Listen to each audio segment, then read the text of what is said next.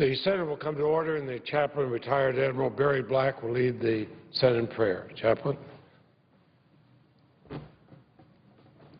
Let us pray. O God, our Creator and Redeemer, we are accompanied by your blessings. May these blessings motivate our senators to rededicate themselves to your service, striving to keep America strong. Make their hearts reservoirs of love, purity, and honesty. Lord, keep them calm in temper, clear in mind, and sound in heart as you inspire them to do justly, love mercy, and walk humbly with you. May the tyranny of partisanship and expediency never bend their conscience to low aims which betray high principles. We pray in your holy name. Amen. Please join me in reciting the Pledge of Allegiance. I pledge allegiance to the flag of the United States of America and to the republic for which it stands, one nation, under God, indivisible, with liberty and justice for all.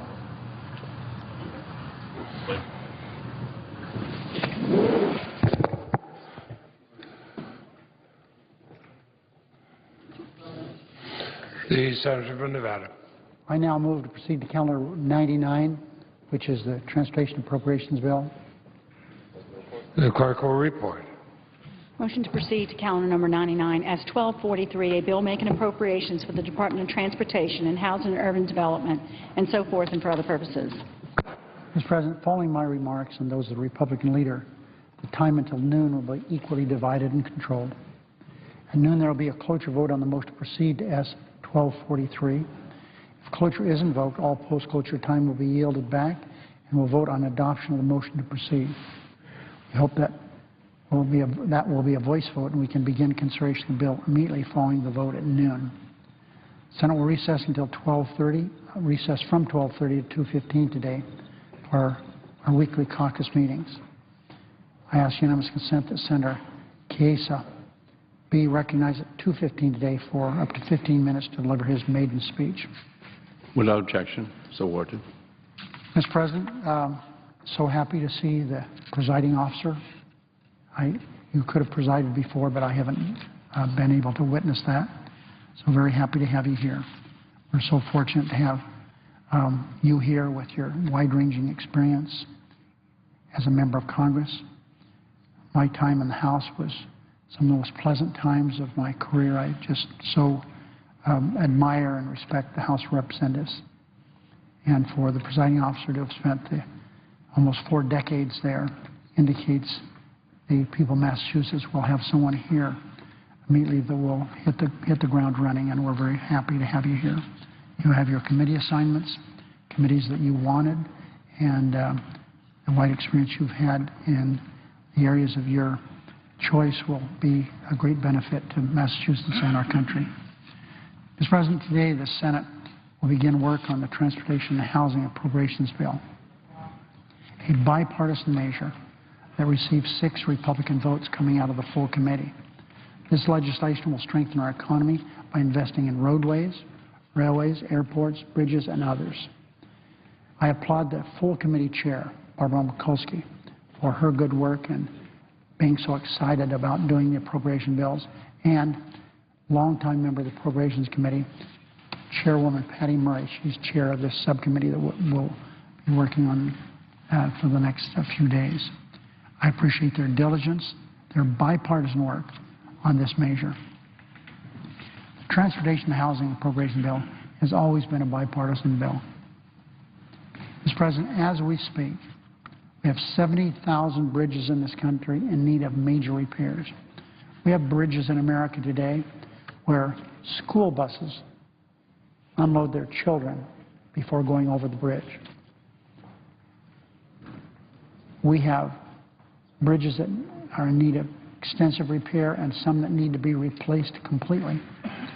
1 of every 5 miles of American roads are not up to safety standards. So it's easy to see why this bipartisan effort to upgrade America's crumbling infrastructure is so important. Our deficient roads, bridges, railways, runways are really a drag on our economy. But for this crisis, it's also an opportunity to create jobs by rebuilding America, which really needs replenishing and restoring and rebuilding. This bill will make traveling safer and more efficient for Americans, families, and businesses. We get so upset when we are on a road that's jammed, a freeway that's jammed, and we think how inconvenient it is for us. But, Mr. President, think how inconvenient it is for one of those trucks who's carrying products to be sold and delivered, how much it's costing each of us in our individual vehicles. It's costing us more every minute that truck is stopped in a road because of heavy traffic. It's more expensive to virtually everything that we do in America. We've got to do a better job on our crumbling infrastructure. This bill will make traveling safer, I indicate, and as I already have, and more efficient. The Senate bill also makes crucial investments in affordable housing programs that assist low-income families in need. This legislation takes important steps toward eliminating homelessness among especially Americans' veterans. By contrast, the very partisan companion bill from the House that they passed puts affordable housing out of reach for most everyone. Many of these people who are out of reach of getting help are elderly or disabled. The House bill also slashes investments on new roads and bridges and makes deep cuts to the Federal Aviation Administration efforts to modernize our air traffic control system. The Senate bill is a bipartisan blueprint for investing in modern infrastructure and creating new jobs while maintaining a vital social safety net. House Republicans obviously have a totally different version. They are jamming things through there on a totally partisan basis. On Sunday, John Boehner, Speaker of the House, said Congress should not be judged by how many bills it passes, but by how many laws it repeals. If that's true, Mr. President, House Republicans are failing even by their own metric. They've replaced virtually nothing. So by the Speaker's own admission, they're not getting anything passed, and by his own analysis, they're getting nothing repealed, so they're doing nothing. And we've known that, but it's unusual to hear the Speaker acknowledge that on the Sunday shows. And my Republican colleagues are looking for a law to repeal, though I would suggest they take a look at this short-sighted and mean-spirited sequester law. Democrats will be happy to help them roll back these arbitrary cuts, these meat axe cuts, which threaten national security as well as the economy. On the news today, there's a briefing by the Secretary of Defense that talks about how senseless the cuts are into the Defense Department. They're done with a meat axe, just like I said. So we need to roll back these arbitrary cuts, not only to the military, but all government. Unless Democrats and Republicans will work out a bipartisan solution that replaces sequester, crucial investments in everything from early childhood education to medical research to military readiness will be in jeopardy. It's already in jeopardy. Mr. President, it's been 122 days since the Senate passed its budget. But Senate Republicans still refuse to let Democrats, led by Budget Committee Chair Patty Murray, to negotiate a budget compromise with our House Republican colleagues. Senator Murray and others have been to the floor numerous times. We've had, Mr. President, Republicans come here to the floor and say how foolish it is not to be able to go to conference. We have not given up on reversing the sequester and setting sound fiscal policy through regular order of the budget process. And we know Democrats and Republicans will never find common ground if we never start negotiating. That's what Senator Murray has said many, many times. The sequester will cost us investments in education, helps keep America competitive. It will cost millions of seniors, children, and needy families the safety net that keeps them from descending into poverty. Because of drastic cuts to the National Institutes of Health, the sequester could also cost country and humankind a cure for AIDS or Parkinson's disease or cancer. Congress can stop these devastating cuts to crucial medical research and to programs that protect low-income children and homebound seniors. All they need to do is work with us. We can't do it alone. We need Republicans' help. And the cost of reducing deficit with the meat axe today is missing out on the next polio vaccine tomorrow, then the price is simply way too high.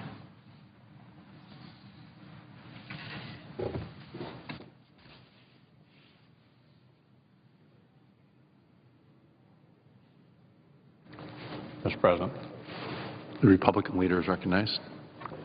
I, too, want to welcome the new senator from Massachusetts to the Senate. You will find presiding over the Senate an enlightening experience. And if tradition is followed, you'll get to do it a lot. Mr. President, there are many overused expressions here in Washington. Game changer comes to mind. But I think the worst may be the so-called pivot.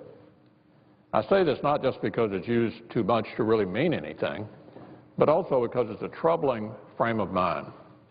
I mean, the idea that the White House can simply pivot to jobs for a day or two, then abandon it for a few weeks or months, then pivot back again for a couple of days, really epitomizes the attitude that turns people off from politics. It's the notion that job creation is somehow more about scoring points at convenient moments than just doing what's necessary to get Americans back to work. This is the kind of thing that really angers folks in Kentucky and across the country, but it seems to be the only thing this administration and its allies in Congress are ever interested in. Because here's the thing. Not only should we be focused on jobs day in and day out around here, as Senate Republicans have been all along, but it's also not like we don't know the kinds of things needed to get our economy back on track. It's not like we don't know how to get the private sector moving again and creating jobs. We don't need to pivot. We need to do the things that have been staring us in the face for the past 4.5 years. And if Washington Democrats were really serious about turning the economy around, they'd be working collaboratively with Republicans to do just that, instead of just sitting on the sidelines and waiting to take their cues from the endless political roadshows the President cooks up whenever he feels like changing the topic. I mean, there are some pretty obvious things we should be spending our time on around here. Things like implementing a revenue-neutral reform of our tax code to make it fairer, flatter, and more conducive to the kind of economic growth that can generate the type of stable, middle-class jobs we desperately need. Things like reimagining a regulatory state that was designed in the 20th century so that the American companies and workers can remain competitive in the 21st. The regulatory state we have now is entirely geared to the past, not the present and the future. Things like developing and refining more energy right here at home instead of importing it from overseas. But Washington Democrats really haven't worked with us to do almost any of that. Instead, they've mostly given us higher taxes, an endless stream of regulations, and an unwillingness to pursue common-sense energy projects that could put more Americans to work right now. Right now. They've given us a stimulus that ballooned the debt, maddeningly complex financial regulations that failed to solve too big to fail, and made bailouts the official law of the land. And they gave us a 2,700-page health care law that almost no one read, with a tower of at least 20,000 pages of accompanying regulations and red tape that almost no one can understand. So it's no wonder so many Americans remain out of work, with 54 months of unemployment at or above 7.5%. In Kentucky, the rate is regretfully even higher.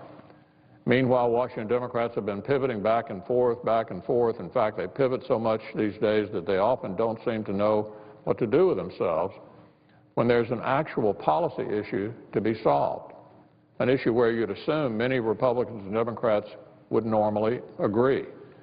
Just take the student loan issue.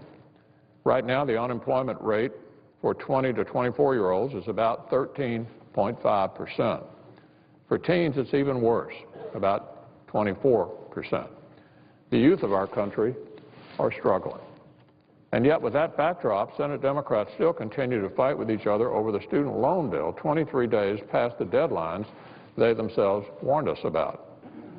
Congressional Republicans and President Obama have actually been more or less on the same page on this issue from the very start. We've agreed on the need to pursue permanent reform for all students, not just a short-term political fix for some of them. And still, Senate Democrats persisted with show votes on a bill that always seemed more about politics than policy, wasting precious time. Then, with the July 1 deadline blowing past, they started bickering among themselves about the way forward and continue to do so, apparently, even now. Well, they need to stop. Democrats need to finally allow the bipartisan student loan reform proposal to come to a vote this week so we can pass it and ensure there's one less Washington-created problem for young people to worry about in this economy. Because it's tough enough out there for them already. The Obama economy has not been kind to the youth of our nation. So I hope the White House and Senate Democrats will help us change that, because this persistently high unemployment is simply not acceptable. And neither is pretending that it can be changed by simply executing another pivot or delivering another campaign-style speech or just spending more taxpayer money, because Washington Democrats have tried all that before, over and over and over. And in fact, it's just not working. Mr. President, I yield the floor. Under the previous order, the leadership time is reserved. Under the previous order, the time until 12 noon will be equally divided between the two leaders or their designees, with senators permitted to speak for up to 10 minutes each. I suggest the absence of quorum. The clerk will call the roll. Mr. Alexander.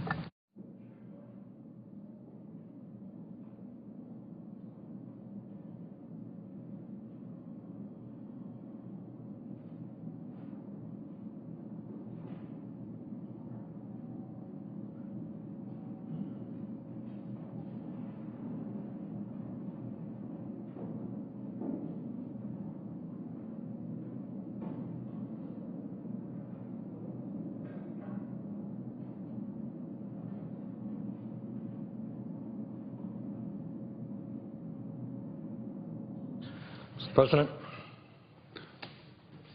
The senator from Vermont. Ask that the quorum call be vitiated. Without objection, so ordered. Mr. President, I rise this morning in strong opposition to the legislation which I assume is coming to the floor today, which, if passed, would be a disaster for the young people of our country who are looking forward to going to college, and for their parents who are helping them pay their bills. Our job is to improve the dismal situation in terms of college affordability and the indebtedness of young people in this country, to improve that situation, to make it better, not to make it worse, and that is exactly what this proposed legislation would do. Mr. President, I ask for support from my colleagues for an amendment which I have offered, which would provide a 2-year sunset to this bill, an approach which would prevent student interest rates from soaring and allow us the time, through the reauthorization of the Higher Education Act, to deal with this problem in a constructive, long-term solution. This issue is too important to be rushed through this body without hearings, without listening to the people who will be affected by this bill, the millions of young people who wish to go to college, who don't want to leave school in deep debt, and their parents as well. We should be listening to them, not rushing this bill through today. And I want to thank Senators Leahy, Whitehouse, Gillibrand, and Schatz for their co-sponsorship of this amendment, and I look forward to widespread support from my colleagues. Mr. President, let's be honest about something that we don't talk about enough, and that is that in many, many ways, our government is selling out the young people of our country, and when we do that, when we ignore the needs of the young people of our country, in many ways, we are selling out the future of the United States of America, because the young people are the future. And if we don't turn this around, I fear very much that we will continue on the downward spiral that we have seen for the last several decades, a spiral in which the rich get richer, Wall Street and the multinational corporations continue to enjoy record-breaking profits, while the middle class continues to disappear and poverty remains catastrophically high. If we pass the legislation on the floor today without improving it, we will simply be taking one more step in the wrong direction. Before I get into the gist of what this legislation is about and what my amendment will do, let me say just a very few words about where we are today with regard to the young people in our country. At this moment, the United States has by far the highest rate of childhood poverty of any major country on earth, almost 22%. And in many parts of this country, we are seeing a lack of social mobility where people who are poor, who grow up poor, stay poor. That is not what this country is supposed to be about. At this moment, the child care situation in this country is beyond disgraceful. Millions of working families are unable to find affordable quality child care, and many of our young people enter kindergarten and first grade years behind where they should be, both intellectually and emotionally. At this moment, the unemployment rate for high school graduates is close to 20%. Unemployment for high school graduates close to 20%, and that's the official rate. The real rate, including those who are working part-time and those who are given up looking for work, is actually much higher. And if you can believe this, and this is a statistic that should frighten us all, should make us all ashamed, the official unemployment rate for black youth, aged 16 to 19, is 43.6%. Now, I share the concerns that many people have recently expressed about the tragic death in Florida of Trayvon Martin.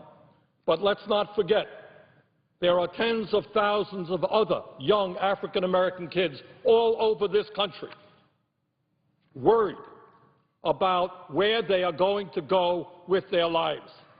As the Bureau of Justice Statistics informs us, 1 out of 3 African-American men can expect to go to prison during their lifetime.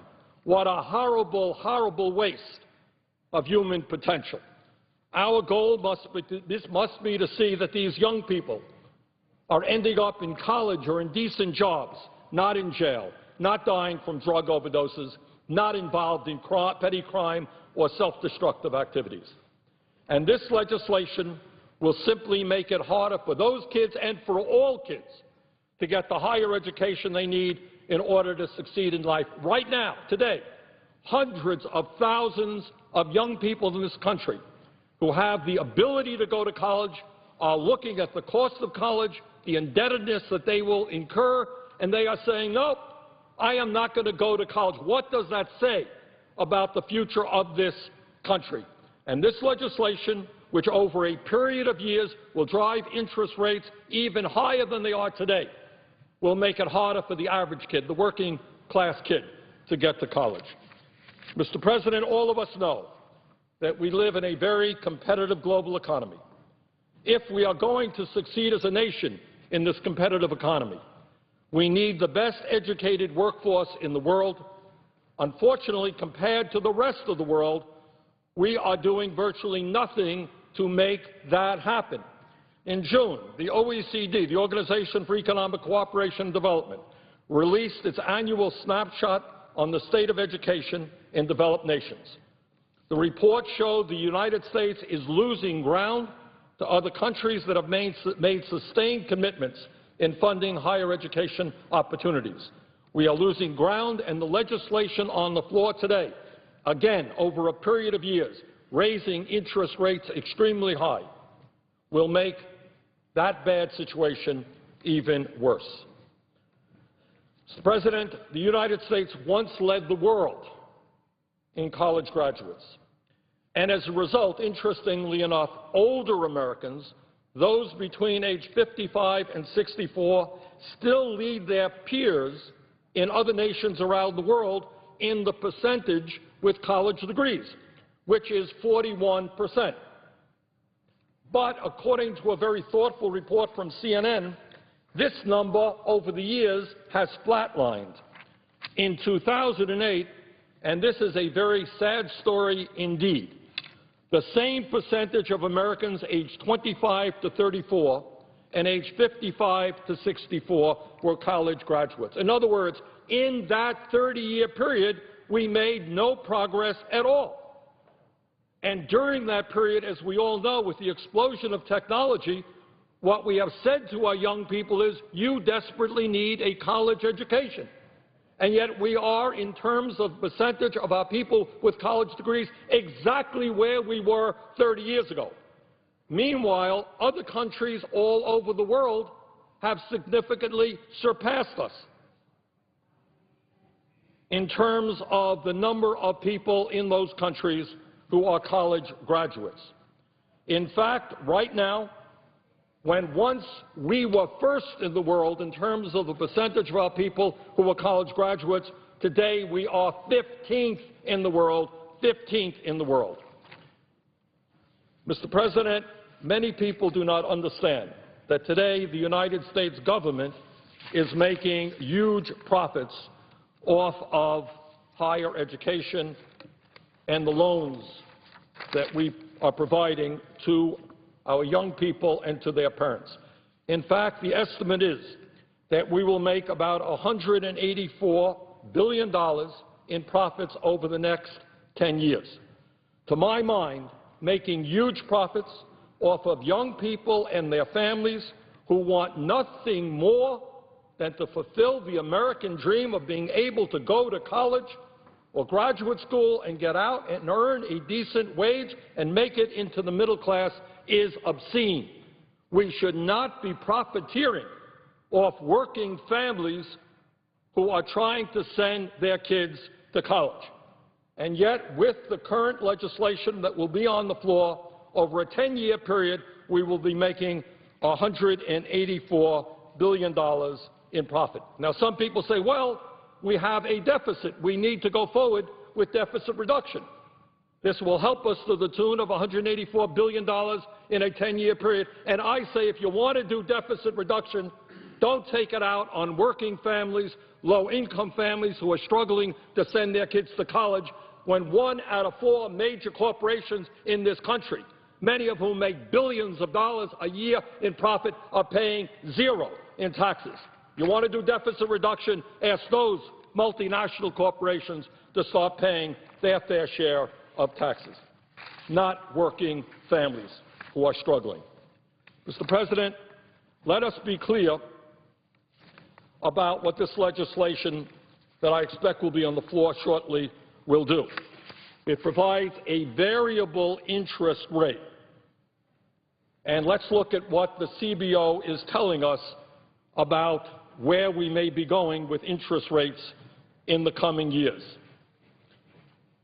What the CBO tells us is that in 2013, a 10-year Treasury note on which this formula is based is 1.81%. In 2014, it will be 2.57%. 2015, 3.35%. 2016, 4.24%. 27, 4.95%. Those are CBO projections. Based on the formula in this bill, here is what Americans will be paying for student loans. The good news is that because interest rates are low now, in 2013 it will be 3.86% for subsidized staff and undergraduate loans. 2014, 4.62%. 2015, 5.4%. 2016, 6.29%. 2017, 7%, according to CBO. Those are the subsidized Stafford loans.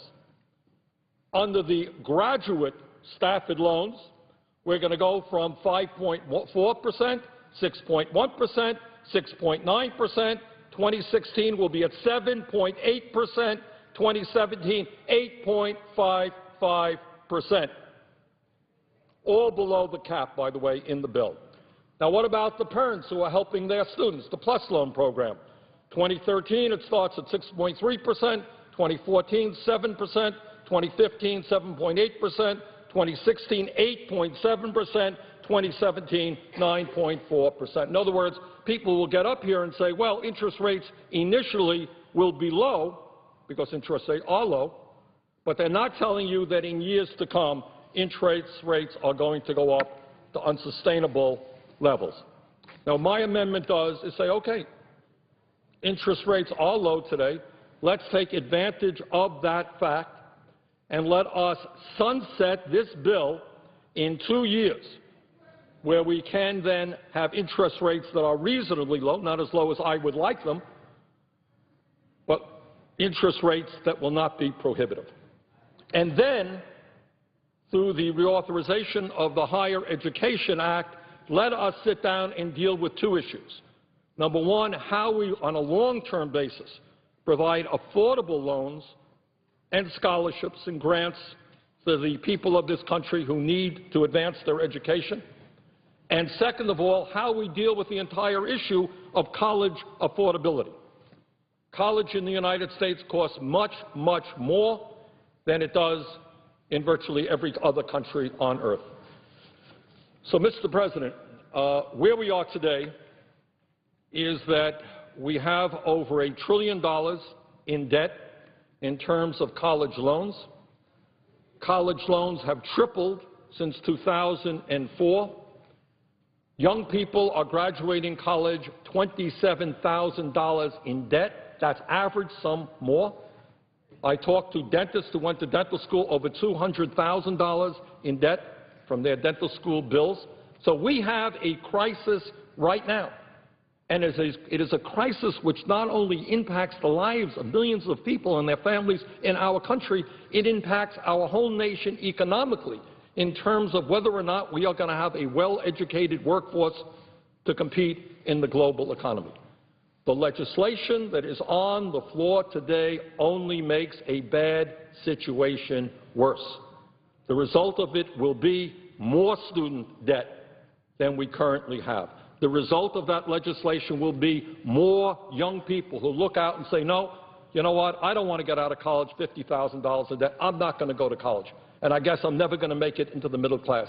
And I guess I'm never going to be able to contribute in a way that I thought possible to the country that I love. So we have got to do better than this legislation. The last point that I would make, Mr. President, is kind of a political point, if I might. And that is, elections matter. You recently ran for office. I ran for office in November. President Obama ran for office. And we tell the American people what we believe, what we are going to fight for. Well, the end result of those elections is that Barack Obama won a decisive victory. He's President of the United States. And what he campaigned on is, I'm going to stand up for the middle class. The other guys aren't. I'm going to do it. And what I ran on and many other people ran on is, we're going to stand up for the middle class. Well, the election results came in. And you know what? Barack Obama won. Democratic president. The United States Senate today has 54 Democrats. So my question is, why with a Democratic president, why with a strong Democratic majority in the House, are we looking at legislation which is virtually the same as the legislation passed by an extremely conservative Republican House of Representatives? How does that happen? What are we telling our constituents who voted for us? We said we're going to stand for the middle class. Well, if you're going to stand for the middle class, you're standing for the affordability of college. You're standing for working kids, working class kids, having the opportunity to be the first kids in their family, as I was in my family, to be able to go to college. You're talking to African-American kids and saying, you know what, there are alternatives to crime and jail. You too can go to college. Those are the people we are supposed to be talking to.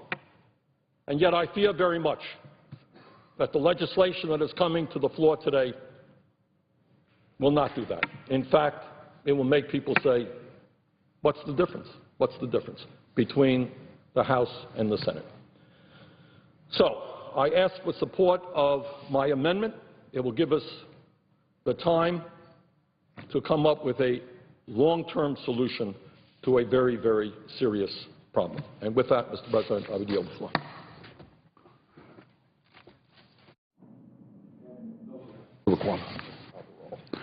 The clerk will call the roll. Mr. Alexander.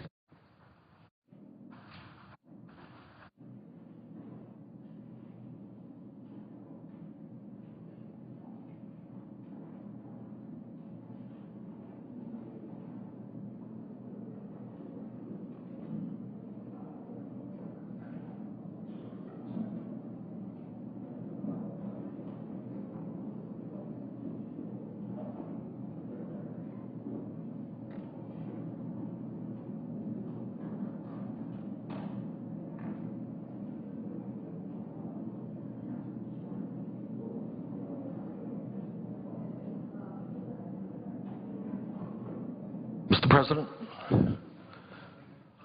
Gentleman from Vermont is recognized. I ask for consent to call off the quorum Without objection, so ordered. and set the time equally divided in quorum calls. Okay. Without objection, so ordered.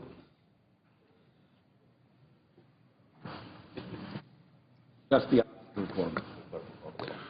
The clerk will call the roll. Mr. Alexander.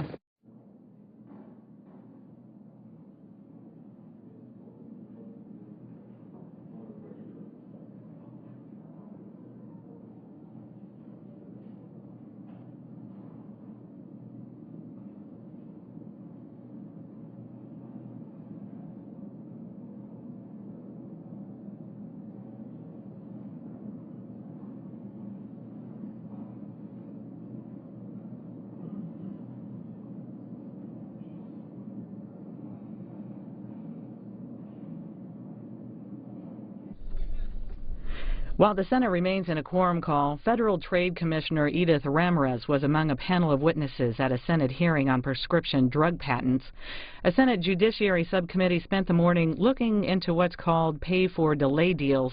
That's when brand-name drug companies seek to eliminate competition by paying generic manufacturers not to sell their products for a certain amount of time.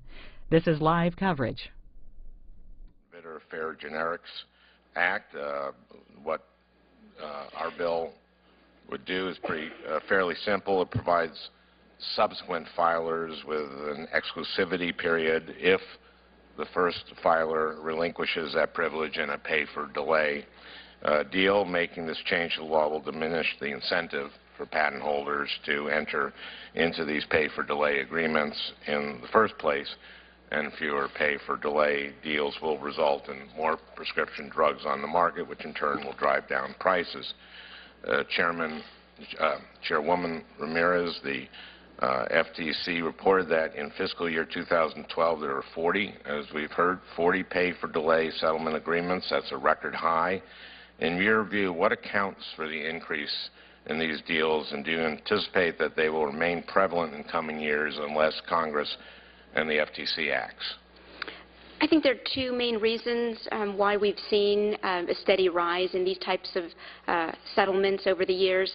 The first is that there is an incentive for the brand name manufacturer and the generic manufacturer to split monopoly profits. So that's one powerful incentive in which the two firms end up gaining at the expense of consumers. Secondly, I also believe that the scope of the patent test, which had been adopted by a number of courts over the years, led to an overly permissive standard that encouraged these types of settlement agreements. My hope is that with a strong statement that's been made by the Supreme Court, that in and of itself will prove to be a strong deterrent against these types of settlements, and we certainly intend to enforce the law aggressively under the standard that's been set by the Supreme Court. So my hope is that the combination of those things will help put an end to these types of settlements. In the activist case, as we've heard, the court said that pay-for-delay agreements need to be analyzed on a case-by-case basis, sort of a middle ground approach. as the FTC begins litigating cases under the activist decision, what kinds of evidence will it use to show that pay-for-delay agreements are anti-competitive in particular cases, and what sorts of things will the FTC look for in the patent settlements that are filed with the Commission? I believe that the Supreme Court provided some useful guidance in the activist decision. The kinds of issues that we're going to be addressing are, number one, is there a payment or other form of compensation? What is the size of that payment? What's the purpose of the payment? Is there a legitimate justification for the payment? And also, we're going to be examining the competitive effects of any such agreement. So those are the issues that we would be looking at and litigating under the rule of reason standard that's been set out by the court. Would it consider pay-for-delay, whether the pay-for-delay settlements have disproportionate effect on seniors? Is that... That's certainly a concern of ours, and one of the reasons that we're seeking to put an end to pay-for-delay agreements, because to the extent that seniors do share a disproportionate burden when it comes to drug charges, they clearly are impacted. So that's a concern of ours, and certainly one of the reasons that we're trying to combat these. Thank you. Thank you, Madam Chair. Thank you very much, Senator Franken, and thank you for your work in this area. Senator Grassley. Yeah, and thank you, Madam Chairwoman, for coming to help us with this important issue. Supporters of pay-for-play settlements claim that legislation to establish a presumption of illegality for these kinds of settlements is, quote, unnecessary and inconsistent with long-standing principles of antitrust and patent law, end of quote. So, Chairwoman, do you believe that pay-for-delay legislation like the Klobuchar-Grassley bill is, quote, unnecessary and inconsistent with the long-standing principles of antitrust and patent law, end of quote, end of question? Why or why not? I don't agree with that statement. As I've indicated, we see the activist decision as a victory for American consumers, and we're pleased to move forward seeking to put a stop to anti-competitive reverse payment settlements under the rule of reason standard that the Supreme Court has set forth. At the same time, my view is that it is, again, resource-intensive, time-consuming to litigate these cases to judgment, and I believe that the proposed legislation that declares reverse payment settlements, anti-competitive reverse payment settlements to be presumptively invalid, but at the same time allows settling parties to overcome that presumption would be a quicker way of putting an end to these types of settlements. On another point, in your written testimony, you state that, quote, the Medicare Modernization Act is purely a notice and filing provision.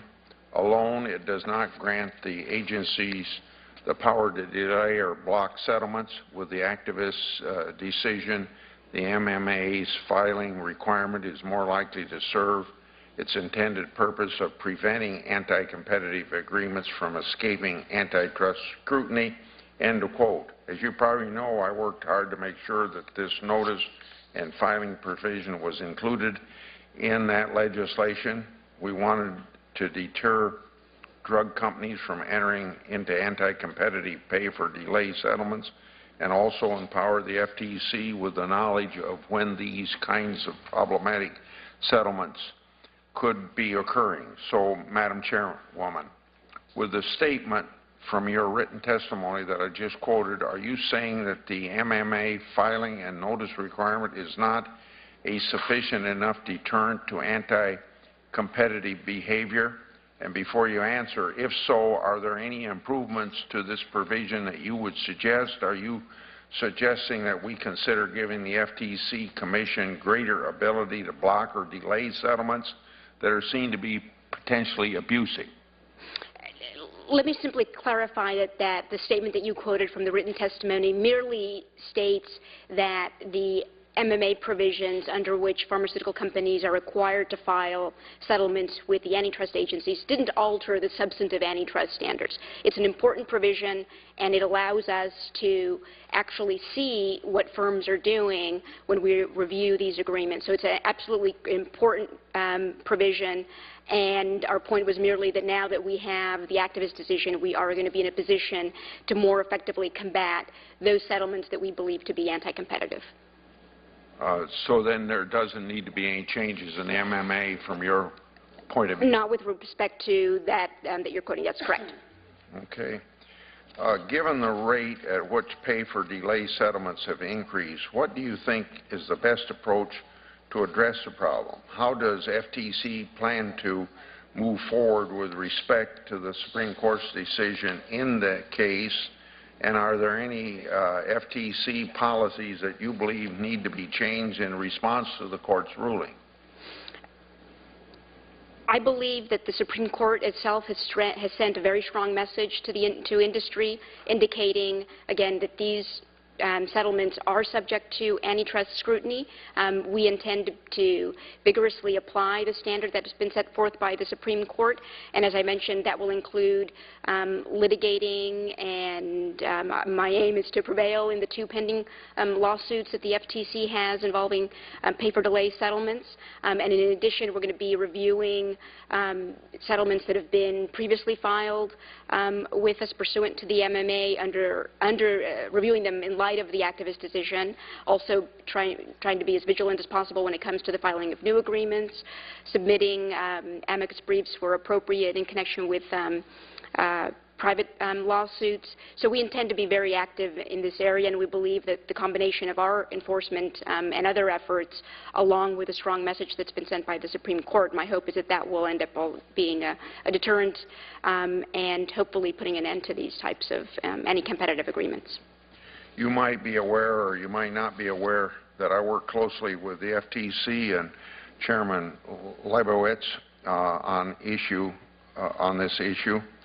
I look forward to working with you. According to the 2010 Federal Trade Commission report entitled Pay for Delay, How Drug Companies Payoffs Cost Consumers Billions, these settlements cost consumers approximately $35 billion over 10 years. The report recommended that Congress pass legislation to protect these anti-competitive agreements. Do you plan to make pay-for-delay settlements a priority at the Federal Trade Commission under your leadership? Combating pay-for-delay settlements has been a priority for over 15 years at the Commission. It continues to be a priority, and we're going to put whatever resources we need to in order to seek to put a stop to these. Yeah, I'll yield back my time. Thank you, Madam Chairman. Thank you very much, Senator Grassley. Senator Blumenthal. Thank you, Madam Chairwoman. Again, my thanks to you and to the Chairwoman and Senator Grassley for their bill, which I would anticipate joining. I'll be interested in hearing from the next panel about the arguments opposed to this measure, but I think it's a good pro-consumer measure, and I would expect that I'll be joining in support of it as a co-sponsor. Let me understand a little bit more about the process that will follow the FTC investigation under this bill. As I understand it, the FTC can then initiate action either in federal district court or before an administrative judge if it finds that there is no justification for this pay for delay or compensation for delay. And perhaps you could enlighten us as to how the FTC will choose between those two fora, the district court or the administrative judge. It can depend on a number of factors. We often proceed administratively, but we do have the ability to move forward in federal court. So it depends on the circumstances of a case. It may also depend on the type of relief that the agency would be seeking. And how would that determine the outcome, the type of relief? For instance, if the agency were to seek equitable monetary relief, we would want to proceed in federal court. As State Attorney General, I was among the states that frequently dealt with abuses and misuses of patents, so I have seen firsthand the difference that it can make the very grave harm that it can do to consumers, not only in terms of delaying the availability of a drug, but also the affordability. So I feel very strongly that your determination is welcome, and I want to thank you for it. Can you give us examples of circumstances where a pay-for-delay agreement might be justified through the FTC investigation process? Are there such circumstances, if any, when you can anticipate some payment would be exempted from the presumption against it? Sure, and the Supreme Court spoke to this in the activist decision. So, for instance, if a payment merely reflects anticipated litigation costs that would be avoided, that would be one instance where we would not conclude that the payment was for anti-competitive purposes. And if that claim were made, how would you determine whether, in fact, it was factually justified? The magnitude of the payment, the nature of the agreement, what would you look to? It would be a fact-specific determination, so we would be looking very closely, comparing, yes, the size of the payment in relation to anticipated future litigation expenses. That would certainly be a key factor. But we would be looking, again, closely at all of the relevant facts. And aside from litigation costs, can you anticipate or describe other circumstances that might justify these types of payments? There may be services that might be provided that are entirely independent of any desire to make a payment to induce abandoning a patent challenge in order to delay generic entry. So in that circumstance, a payment may be justified. But again, all of this would depend very much on the specifics of any particular case. So it is an intensive, fact-intensive inquiry. Would it be lengthy? These do take time to evaluate, yes. But presumably they could be put on a fairly fast track if the presumption indicated that they should be, in effect, barred or pursued through legal means. I can assure you that we're going to be pursuing and evaluating these agreements and pursuing pending investigations as expeditiously as possible. At the same time, we want to be careful only to move forward with regard to anti-competitive agreements that do cause serious harm. In your experience, are these pay-for-delay agreements increasing in number and importance? I know the numbers, 100 out of 140, did not involve over the recent past pay-for-delay kinds of settlements. But in your experience, are they increasing? Should we be more and more concerned about them? Yes. Over the course of time that we have been examining these settlement agreements, we have seen a steady increase. In fiscal year 2012, we saw 40 reverse payment settlements that are potentially anti-competitive. So we have seen a steady increase, and again, our hope is that now that there's a standard that's been set by the Supreme Court under the rule of reason, that will create a deterrent effect. Thank you. Thank you very much. Thank you very much, Madam Chairwoman. We appreciate your testimony. Do you have anything more, Senator Lee? Okay. Just to follow up on where we were a few minutes ago. So suppose, as I understand has happened on a couple of occasions, you have had a reverse payment settlement in one of these scenarios. And that settlement allows the generic manufacturer to enter the market prior to the expiration of the patent term, thereby introducing competition. But in a subsequent challenge to the validity of the patent, there was, in fact, a finding that the patent was valid. In that circumstance, it appears that you actually introduced competition earlier, and there appear to have been some price moderating influences as a result of that earlier entry. Wouldn't you have to concede that in that circumstance you've got pro-competitive effects?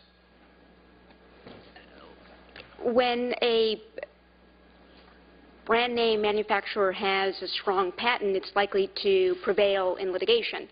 and that's absolutely fine with us. As you've noted, it's absolutely appropriate for the manufacturer of a pioneer drug to recoup its investment, and if it has a strong patent that withstands scrutiny and is deemed to be valid, that's an absolute fine result from an antitrust perspective.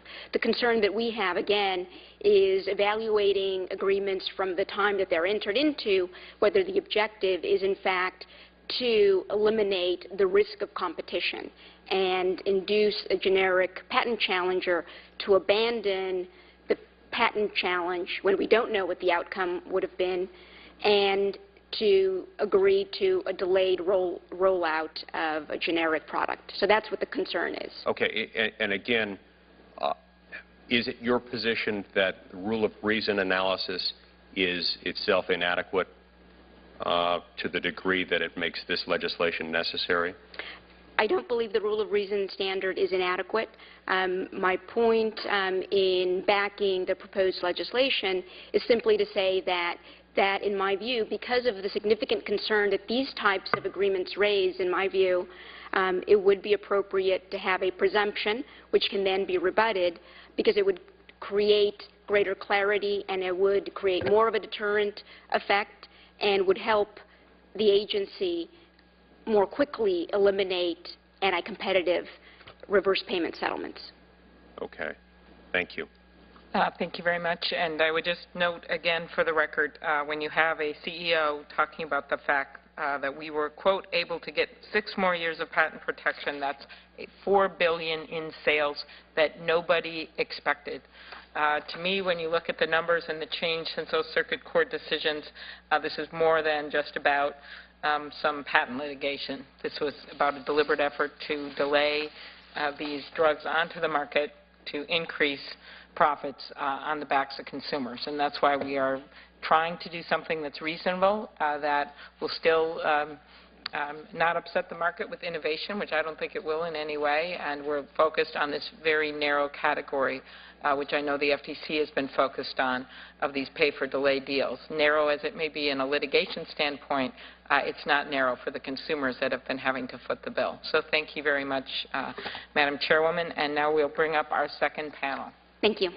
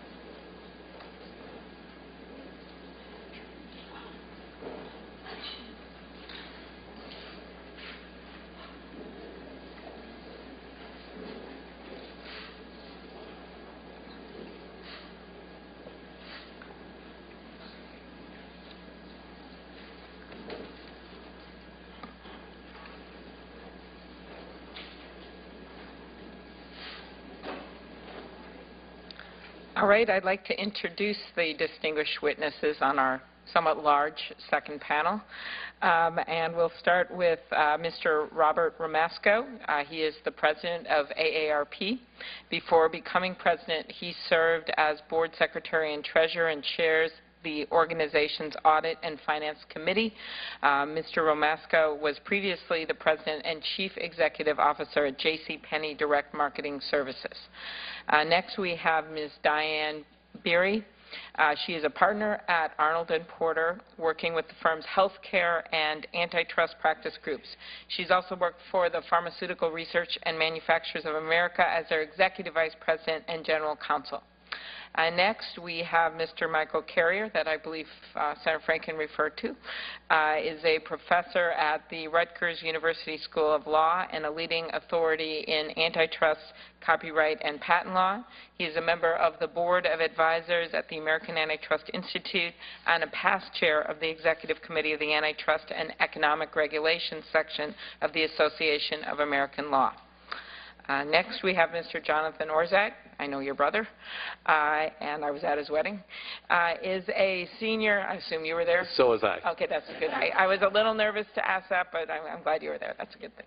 Is a senior managing director and member of the executive committee at the economic consulting firm Compass Lexicon, LLC. Previously, he served as an economic policy advisor to President Clinton's National Economic Council and also served as the assistant to the U.S. Secretary of Commerce. Additionally, Mr. Orszag is a senior fellow at the Center for American Progress and a fellow at the University of Southern California Center for Communication Law and Policy. Next, Mr. Mike Russo. He is the U.S. Public Interest Research Group's Federal Program Director from 2010 to 2012. He was U.S. PIRG's Policy Analyst for Healthcare, and prior to that, he served as CalPIRG's Healthcare Advocate. Mr. Russo has authored and co-authored numerous reports on healthcare policy. Finally, Mr. Sumant Adunki is currently the Senior Vice President of NERA Economics, where he specializes in antitrust, intellectual property, and the evaluation of commercial damages. He has analyzed the competitive consequences of mergers in a wide range of industries and addressed the liabilities involving predatory pricing and monopolization. Thanks to all of you for appearing at our subcommittee's hearing to testify today. I ask you to rise so I can administer the oath. Do you affirm that the testimony you're about to give before the committee will be the truth, the whole truth, and nothing but the truth, so help you God? Thank you very much. Mr. Omasco, if you could begin with your opening statement. Thank you. Chairman Klobuchar, Ranking Member Lee. On behalf of AARP's more than 37 million members, we thank you for holding this hearing on pay-for-delay agreements. My name is Rob Ramasco. I'm a member of AARP's all-volunteer board of directors, and I'm honored to serve as AARP's president. Older Americans use prescription drugs more than any other segment of the U.S. population. These drugs play a critical role in their health and financial security. Two-thirds of people 65 and older report using 3 or more prescription drugs within the past month. 40% used 5 or more. Unfortunately, retail prices for brand-name drugs continue to rise faster than inflation. In contrast, generic prescription drugs are considerably less expensive. In fact, retail prices are actually falling. Generic drugs have proven to be one of the safest, most effective ways for consumers to lower their prescription drug costs. They have been essential to the recent slowdown in healthcare spending. AARP believes that eliminating pay-for-delay agreements will result in additional savings for consumers and taxpayers. Pay-for-delay agreements provide financial benefits to prescription drug manufacturers at the expense of consumers. Federal Trade Commission estimates that pay-for-delay agreements cost consumers and taxpayers $3.5 billion a year. If nothing changes, that's $35 billion over the next 10 years. The FTC has found pay-for-delay agreements keep generics off the market for an average of nearly 17 months longer than patent settlement agreements without such payments. In the meantime, consumers must pay brand-name drug prices, typically 80 to 85% higher than generics. This substantially raises the cost for consumers, businesses, and taxpayer-funded health programs such as Medicare and Medicaid. Putting an end to these agreements will not only save consumers and taxpayers money, but will also help prevent patients, including older Americans, from foregoing needed medications because of the high cost of brand-name drugs. Researchers have found that the cost is one of the primary reasons why older adults do not fill prescriptions, skip doses, or take smaller doses. When people do this, they ultimately use more expensive urgent care and expensive inpatient hospital services later on.